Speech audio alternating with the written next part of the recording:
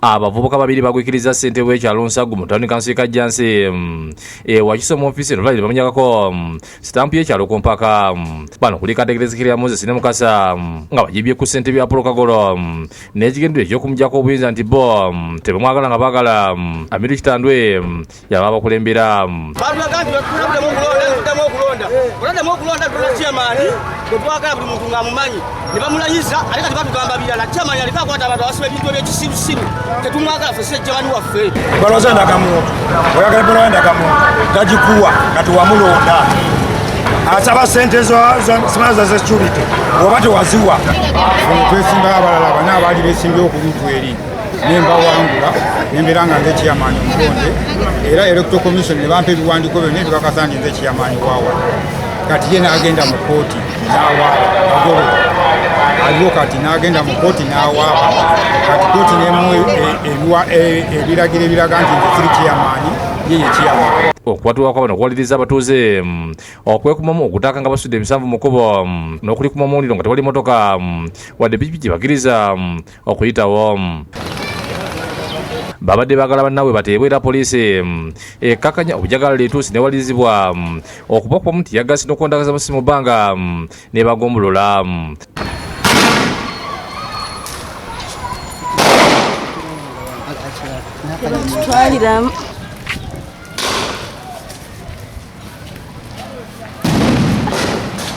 mu kavuvungano kano waliwo abantu abalala bana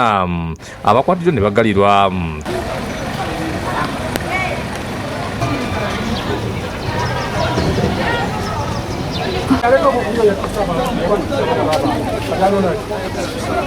Kitando abatuuze gwe baagala okubafuga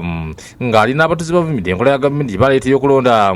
nga basimba mugongo bategeeza nti Kagola aliko abantu batandise okusosola abatamulonda era nga bano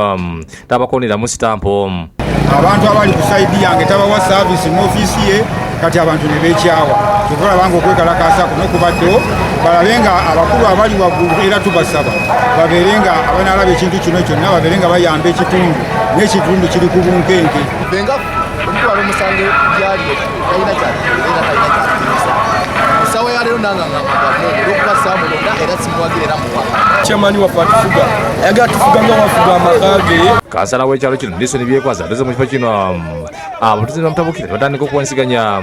ebisongovu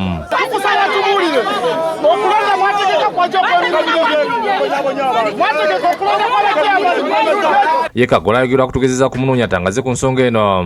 ne tulemesebwa kubanga byonna bigezi okubeerawo nga yeekwese Lydia Nalweiso yakusakidde eggulu eno ku Bukedde TV.